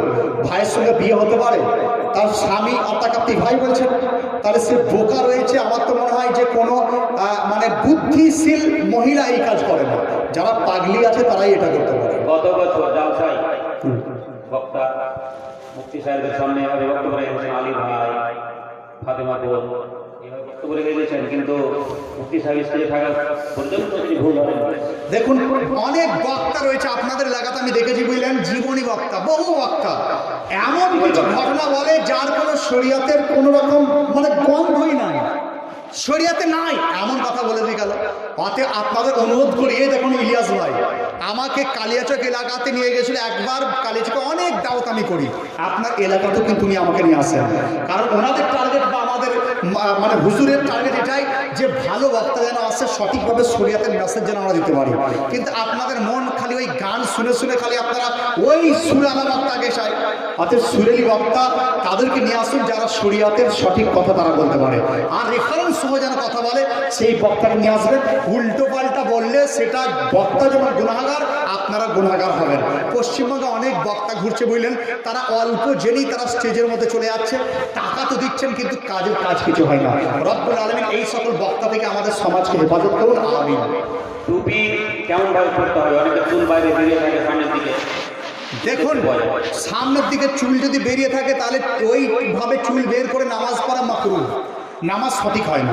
আবার অনেকে জাল করছে, এইখানে শুধুমাত্র এইটুকু পরে আছে। টুপি পরুন যেন সামনে চুল বেরিয়ে না থাকে, যে কারণে এই ধরনের টুপি পরুন। বারকাতি টুপি একদম পুরো মাথা একদম ঘিরে থেকে যায়, এই টুপি পরে নামাজ পড়ুন, আপনার নামাজটা পোক্তা নামাজ হবে বুঝলেন। আর জাল টুপি পরে যাচ্ছে, উল্টে যাচ্ছে, সামনে চুল বেরিয়ে যাচ্ছে, এ তো অসুবিধা। নামাজটা যেন সঠিক হয় সেটাও লক্ষ্য করার প্রয়োজন রয়েছে। ছেলেরা লাল রঙের জামা পরতে পারে কি? লাল রঙের জামার ব্যাপারে একতলাফ রয়েছে বুঝলেন। লাল জামা অনেক জায়গায় বলা হচ্ছে যে ক্যারেক্টার পরিবর্তন হয়ে যায় ছেলেদের জন্য, অতএব লাল জামা ছেলেদের জন্য পরা মানে ঠিক নয়। আর মহিলাদের জন্য পরলে আপনার পর পুরুষরা তার দিকে তাকাতে পারে, অতএব লাল কালার থেকে বেঁচে থাকাকে অতি উত্তম হয়ে যাবে। রবিবারে বাস কাটাতে বাবা মারা নিষেধ করে, এটি কোনো না, আমাদের শরিয়াতে কোনো বার আপনার এ নয় যে এইবার সেইবার। হ্যাঁ, জুমার দিনকে ইয়ামুল জুমা বলা হয়েছে। ওই দিনে আপনার এমনকি এত ফজিলত যে জুমার দিনে কেউ ইন্তেকাল করলে তার কবরের আযাব পর্যন্ত আল্লাহ মাফ করে দিতে পারেন। অতএব জুমার দিন উত্তম দিন, সোমবার দিন উত্তম দিন, আর ইসলামের মধ্যে খারাপ দিন বলে কিছু নেই, প্রত্যেকটা দিনই হচ্ছে উত্তম দিন। গরুর উজরি ভুঁড়ি খাওয়া কি? গরুর উজরি খাওয়া মাকরুহ তাহরিমি। আমি এই মশলাটা যখন বর্ধমানে বলেছিলাম, একদল লোক বলছে আমরা এতদিন খেয়ে আসছি, নতুন মশলা। আমি বললাম আপনারা শুনেননি বলে নতুন বলছেন কেন? জানেন না মানে নতুন? আমাদেরকে ডাকলে দেখুন, আমি আপনার গ্রামে জলসা করছি, এই জায়গাতে তো আমি প্রথমবার জলসা করতে এসেছি। আমি এসে বললাম উজরি খাওয়া মাকরুহ তাহরিমি, আপনি বলছেন নতুন নতুন মশলা। আরে ভাই, আপনি তো মশলা সেকেন্ডই করে দিন, আমাকে তো ডাকেননি, তো মশলা পাবেন কোথায়? গরুর উজরি খাওয়া মাকরুহ তাহরিমি, আর জেনে শুনে যদি খান হারাম খাওয়া আপনার হবে। মুরগার যে দানা ভরা দানা তো দানা ঘর সম্বন্ধে আপনার রয়েছে, যেটা আপনার পরিষ্কার করে সেটা খাওয়া যেতে পারে বুঝলেন, একদম পুরো এ করে সেটা খাওয়া যেতে পারে, এটা কোনো এ নয়। ছেলেরা হাতে অনেকে বালা পরে। দেখুন, ছেলেরা বালা পড়ছে, অনেকে আবার মালা পড়ছে, অনেকে আবার দুল পড়ছে। তো আমি ছেলেদেরকে বলি এটা কোথায় পেলি? বলছে একটা ফিল্ম অ্যাক্টরকে দেখেছি, একটা ক্রিকেটারকে দেখেছি। আমি বললাম যাদের কোনো ক্যারেক্টার নাই তাদেরকে তোরা দেখছিস? আমাদের তো ক্যারেক্টার রাসূলুল্লাহ তিনি রয়েছেন। কোরআন বলে লাকাদ কানা লাকুম ফি রাসূলিল্লাহি উসওয়াতুন হাসানা। জামা পরবো কিভাবে? রাসূলুল্লাহকে আমরা দেখি। আমরা টুপি পরবো কি করে? রাসূলুল্লাহকে দেখি। অতএব বালা পরা হারাম। আবার ওই পুচ্ছাট, এটা আমি একটা মাসলা এক্সট্রা করে দিই। চুল কাটছে বললাম এখানটা উঁচু রয়েছে চারদিকে, এই ধরনের চুল কাটা এটা কিয়ামতের আলামত। আর ওই সকল ছাটে ইসলামের সঙ্গে কোনো সম্পর্ক নাই, গুনাহগার। ওই ধরনের চুল মোটেই কাটবে না। রাসূল পাক তিনি ইরশাদ করেছিলেন, আমি এক জায়গায় শুনছিলাম, যদিও আমি অথেন্টিক দলিল এটা পাইনি, মানে এইভাবে চুল কাটা এটা কিয়ামতের আলামত। যে কিয়ামতের পূর্বে মানে একদম বেকুব এমন যে মানুষ বুঝবে না যে কোনটা সভ্য আর কোনটা অসভ্য। আজকে আমি ট্রেনে আসছি বুঝলেন, সে হাফ প্যান্ট পরেছে, আবার এখানটা ছেঁড়া, আর মোবাইল 12,000। তো আমি মনে করলাম তাকে বলি যে 12,000 টাকা মোবাইল ব্যবহার করছিস আর ছেঁড়া প্যান্ট পরে ট্রেনে ঘুরে বেড়াচ্ছিস। তো বলছে এটা স্টাইল। তাহলে চিন্তা করুন, যেটা অসভ্য সেটাকে স্টাইল বলছে, এটা কিয়ামতের আলামত নয় তো কি? দেখুন যে আপনার ঘরের মধ্যে টিভি চলছে, আপনি বলছেন এটা স্টাইল। মুসলমানের কালচার আপনার ঘরে নাই। ইসলামকে আপনারা একদম মেহমান করে দিয়েছেন, ইসলামিক কালচার ঘরের মধ্যে রাখেননি। ঘরে প্রবেশ করার পর আমি ভাবতাম যে আপনার ঘর মুসলমানের ঘর, নিশ্চয়ই ঘরে ঢোকার পর কোরআন মজিদ আমার চোখে আসে, কিন্তু কোরআন দেখতে পাই না, টিভিকে আমি দেখতে পাচ্ছি। ঘরে ঢোকার পর আমি ভাবলাম যে মক্কা শরীফের হয়তো গুম্বাদ আমার নজরে আসবে, কাবা শরীফ হয়তো নজরে আসবে, রাসূল পাকের গুম্বাদ হয়তো নজরে আসবে, গাউসে পাকের গুম্বাদ নজরে আসবে, আলা হযরতের গুম্বাদ নজরে আসবে। কিন্তু তা না এসে কি আপনার বিভিন্ন ফিল্মের হিরো হিরোইনের ছবি আসছে। আচ্ছা আপনি বলুন, হিরো হিরোইনের ছবি আপনি ঘরে রেখেছেন, আপনার ঘরে ফেরেশতা প্রবেশ করতে পারে না। আর ফেরেশতা প্রবেশ না করলে সেই ঘরে ক্যান্সার প্রবেশ করে যায়, কোভিড-19 ভাইরাস প্রবেশ করে যায় সেই ঘরে অশান্তি দূর হয় না। অতএব যদি আপনার ঘরকে ইসলামিক ঘর করতে চান তাহলে টেলিভিশন দেখার প্রয়োজন নয়, আপনার কোনো ফটো নয়, একমাত্র ইসলামিক কালচার করার চেষ্টা করুন। দেখুন ইসলাম হচ্ছে এমন একটা ধর্ম যে আপনার মনের সংশয় দূর করে দেয়, আর ইসলাম হচ্ছে সঠিক ধর্ম। রব্বুল আলামিন তিনি ইরশাদ করেন ইন্না দীনা ইনদাল্লাহিল ইসলাম, ইসলাম সঠিক ধর্ম। অতএব আপনার কাছে অনুরোধ যে ঘরের মহলকেও ইসলামিক বানানোর চেষ্টা করুন। ইমাম সাহেব যদি মসজিদের হলে বাইরে চলে যান, তার মসজিদের ভিতরে না থাকেন, তো কি নামাজ পড়বেন? হ্যাঁ, এই নামাজটার জন্য মসজিদের বাইরে যদি আপনার চলে যান তাহলে কিন্তু পিছনে তাদের নামাজ হয় না, কারণ আপনারা ওটা মুনকাতে হয়ে যাবে। মসজিদের মধ্যে আবার আপনার মেম্বার কতটা থাকতে হবে? হ্যাঁ, তাহলে তো আপনাকে এখানে কিছু দেখে বোঝাতে হবে। ধরুন এই তার, এইটা হচ্ছে আপনার মেম্বার, ভিতরে মেম্বার রয়েছে, আর এই পিছনে দাঁড়িয়ে আছে মুক্তাদি। ইমাম সাহেব যেন এমনভাবে দাঁড়ায় পাটা যেন একটু পিছন দিকে থাকে। এই তারটা হচ্ছে শেষ বর্ডার, ভিতরে চলে গেলে কিন্তু নামাজ মাকরুহ তাহরিম হবে, কারোর নামাজ হবে না। একমাত্র ইমামের নামাজ হবে, মুক্তাদির নামাজ হবে না। যারা একটু দায়িত্ব বললে তাদের নামাজ হবে না। হ্যাঁ, ইমাম সাহেব যদি এই লাইনের মধ্যে পাটা রেখে দেয়, একটু পিছনের দিকে দেয়, তাহলে কিন্তু তার নামাজ সঠিক হয়ে যাবে। আলহামদুলিল্লাহ, এই সকল খুব ইম্পর্টেন্ট মশলা, গুরুত্বপূর্ণ মশলা আপনারা শুনছেন, যেটা আপনার মানে মৌলানা ইলিয়াস সাহেবের দ্বারা আপনারা শুনছেন। এই দেখুন পয়সা দিচ্ছি। আচ্ছা মশলা বলুন। হ্যাঁ, কি বলেছেন দেখুন, জানুন একটা দরুদ শরীফ আল্লাহুম্মা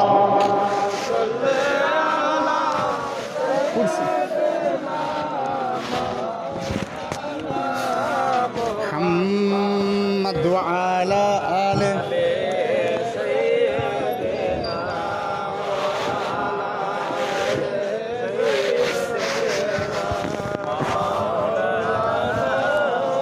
সাল্লাল্লাহু আলাইহি সাল্লাম। প্রশ্ন বলার পূর্বে আমি একটা বলে দিই, সর্বপ্রথম চুল কার পেকেছিল? সর্বপ্রথম দুনিয়াতে চুল কার পেকেছিল? আদম আলাইহিস সালামের চুল প্রথম পাকেনি, শীষ আলাইহিস সালামের নয়। সর্বপ্রথম ইব্রাহিম খলিলুল্লাহর চুল পেকেছিল। রব্বুল আলামিন তিনি ইব্রাহিম খলিলুল্লাহ সাদা চুল দেখার পর তিনি বলে, ইয়া আল্লাহ এটা কি? রব্বুল আলামিন তখন উত্তর এসেছে, এটা বুজুর্গিয়াত, এটা বুজুর্গিয়াত চলে এসেছে। আর যে ঘরে পাকা দাড়িওয়ালা লোক থাকে সেই ঘরে আলহামদুলিল্লাহ রহমতের ফেরেশতা আগমন শুরু করে দেয়। মুমিন হওয়া শর্ত রয়েছে ওই ব্যক্তির। অতএব ইসলামকে জানা আপনার খুবই সহজ যদি আপনার জানতে এবং বুঝতে চেষ্টা করেন। প্রশ্ন বলুন। বহুদিন পূর্বে বোনের বিয়ে দেওয়া হয়েছিল ওয়াহাবির মধ্যে। সে মারা যাওয়া গেলে তাকে জানাজা পড়তে যাওয়া যাবে না, মাটিতে যাওয়া যাবে না। ওয়াহাবি, আচ্ছা ওয়াহাবিদের সঙ্গে আমাদের কেন বিতর্ক বলুন তো? ওয়াহাবিদেরকে কেন আমরা বিতর্ক? তাদের বিটি নেওয়া হারাম আর বেটি দেওয়া হারাম, তাদের ঘরে যাওয়াও হারাম আর আসাও হারাম। কারণটা কি? কারণটা হচ্ছে এটাই যে তারা আমাদের নবীর গুস্তাখ, তারা রাসূলের সামনে বিয়াদব। আপনারা কি জানেন বুখারী শরীফের তরজমা করেছে রাসূলের গুস্তাখি তারা করেছে, কোরআনের তরজমা করেছে গুস্তাখি। আমি বুখারী শরীফের তরজমা করছি, সহি বুখারী সহি অনুবাদ, আপনারা হয়তো শুনেছেন। আর তাতে আমি চ্যালেঞ্জ করছি যে গোটা পশ্চিমবঙ্গে বাংলা ভাষায়, পশ্চিমবঙ্গ বাংলাদেশ ত্রিপুরা আসামের মধ্যে বাংলা বুখারী আজ পর্যন্ত সঠিকভাবে তরজমা কেউ করতে পারেনি। আলহামদুলিল্লাহ আমি অধ্যয়ন করেছি। তো 3 নম্বর হাদিসের তরজমা করতে গিয়ে তারা কি লিখছেন দেখুন। 3 নম্বর হাদিস হচ্ছে রাসূল পাকের দরবারে জিবরাইল আলাইহিস সালাম এলেন, আসার পরে বলছেন ইয়া রাসূলুল্লাহ আপনি পড়ুন ইকরা। তো রাসূল পাক তিনি বলছেন মা আনা বিকারিন। এই শব্দটির তরজমা করতে গিয়ে ওয়াহাবি মৌলবীরা বলেছে আমি পড়তে জানি না, আমি পড়তে শিখি নাই। কিন্তু আমরা তরজমা করেছি যে আমি পড়ি না, অর্থাৎ যে হে জিবরাইল আমি পড়ি না, আমি পড়াই। আমি কারোর কাছে পড়ি না, একমাত্র আল্লাহর কাছে পড়ি। তাতে এটা যে তরজমা, তারা এত গুস্তাখি করেছে, রাসূলের সামনে বেয়াদবি করেছে, যে কারণে রাসূলের বেয়াদবের কোনো রকম আপনার তার সঙ্গে সম্পর্ক নাই। আলা হযরতের দরবারে হায়দ্রাবাদ থেকে একজন ব্যক্তি এসেছে, ওনার ছোট ভাই নান্নে মিয়া সাহেব বলছেন যে ভাইয়া এক আদমি আয়া হ্যাঁ হায়দ্রাবাদ সে মিলনে কে লিয়ে। সে মনে হচ্ছে রাফেজি রয়েছে, ওয়াহাবি রয়েছে, তো আপনি একটু সাক্ষাৎ করুন, আপনি সাক্ষাৎ করুন। দর্শক আল্লাহুম্মা সাল্লি আলা মাওলানা মুহাম্মদ ওয়া আলা আলি সাইয়্যিদিনা মাওলানা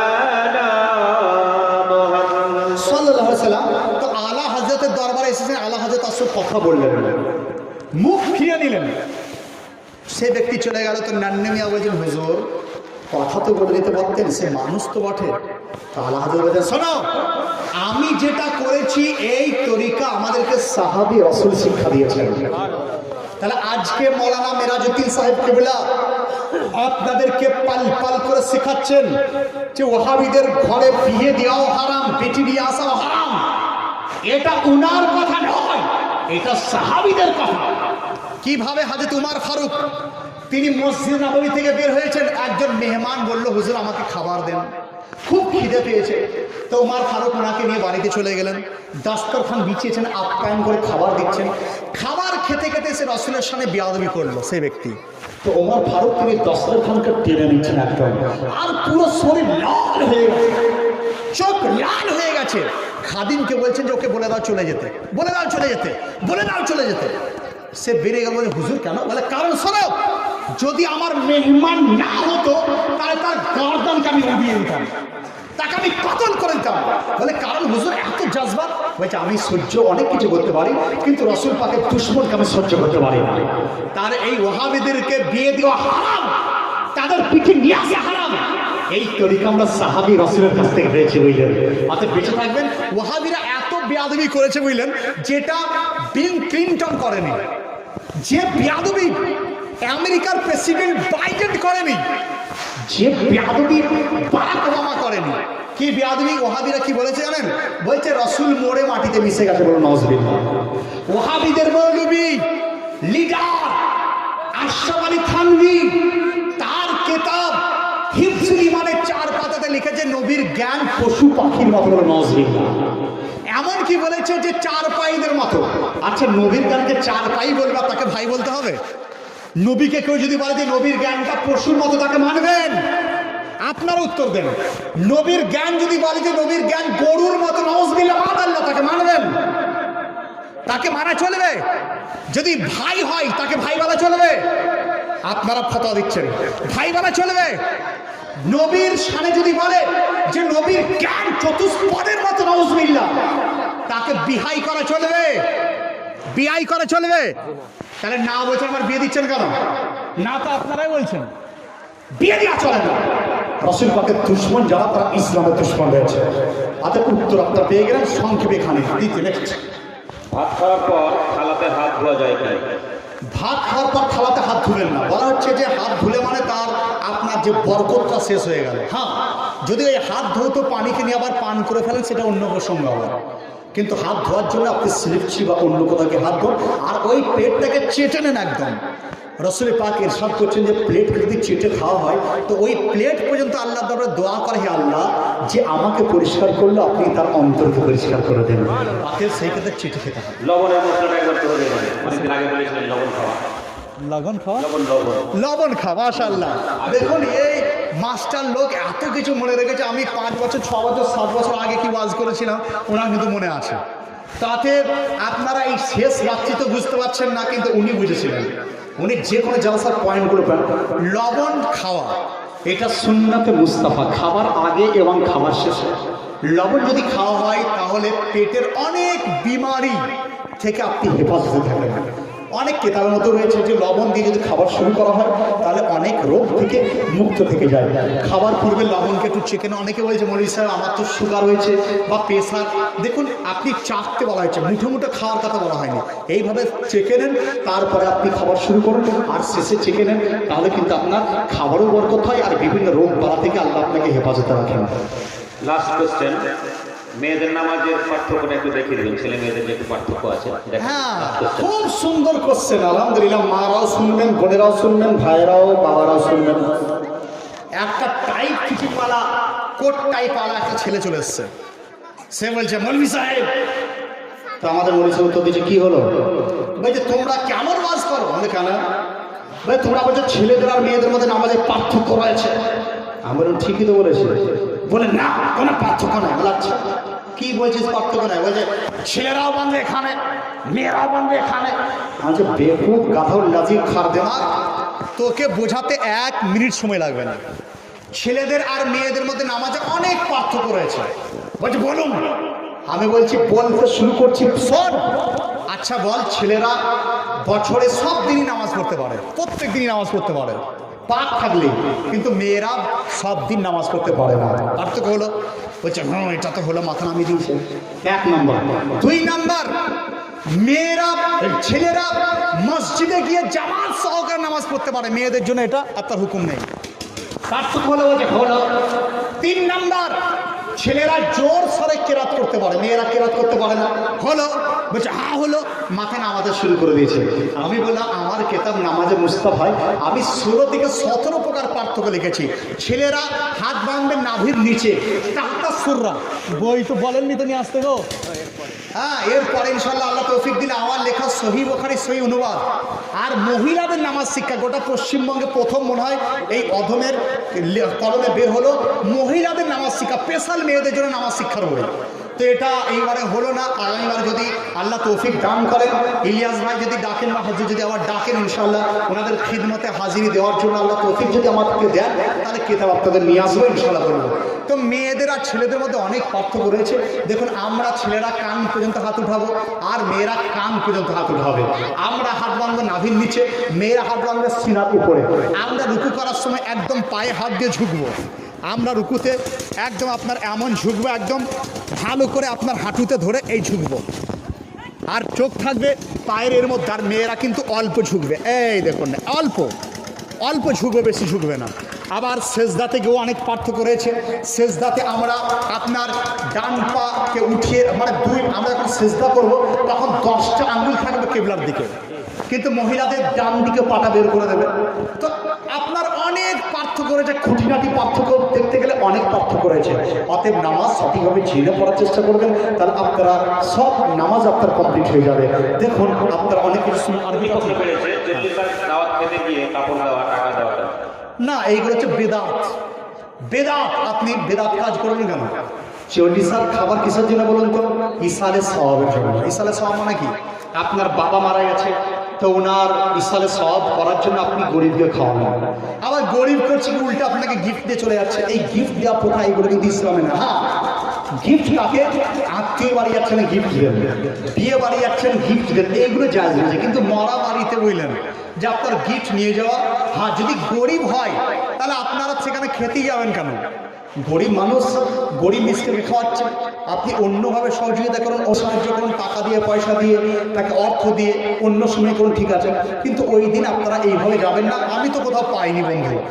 এবার কেউ যদি বলে আমি পেয়েছি, দলিলটা তার কাছে আমি চাইবো যে দলিল আপনি কোথায় পেয়েছেন আমাদের কাছে। আমি কিন্তু কোথাও পাইনি যে চালিসা খেতে গিয়ে আপনার গিফট নিয়ে যেতে হবে। নেক্সট কোশ্চেন, 12 বলে ডিজে বাজিয়ে বার্থডে পালন করা হয়। ডিজে বাজাচ্ছেন মানে কি? ডিজেতে গান বাজাচ্ছেন না নাচড়ি বাজাচ্ছেন দেখতে হবে। ডিজের মধ্যে যদি গান বাজান তাহলে তো হারাম, আর যদি নাচড়ি বাজে তো জায়েজ রয়েছে বুঝলেন। নাচড়ি যদি বাজে ডিজেতে তা তো অসুবিধা কি রইলো? এই যে আপনি যদি জালসা শোনার জন্য ডিজে মেশিন নিয়ে আসেন তো অসুবিধা কিচ্ছু নাই। আমি এক জায়গায় জালসা করতে গেলাম বুঝলেন, তো এত মেশিন ডিজেকে নিয়ে চলে এসছে বুঝলেন। তো তাতে লোকজন যদি বাজ শুনতে পায় তো অসুবিধা নাই, কিন্তু সেটা কিন্তু কোনো আপনার গানের সুরেও আবার হবে না। আর দ্বিতীয় হচ্ছে যে আপনার নাচ শরীফ যদি হয়, মানকাবাত হয়, তো জায়েজ রয়েছে, এতে কোনো অসুবিধা নেই। শেষ প্রশ্ন, জাকির নায়েকের বক্তব্য শোনা যাবে কি? জাকির নায়েক তো আপনার দেশ থেকেই পালিয়েছে বুঝলেন, তার বক্তব্য শুনবেন কি করে?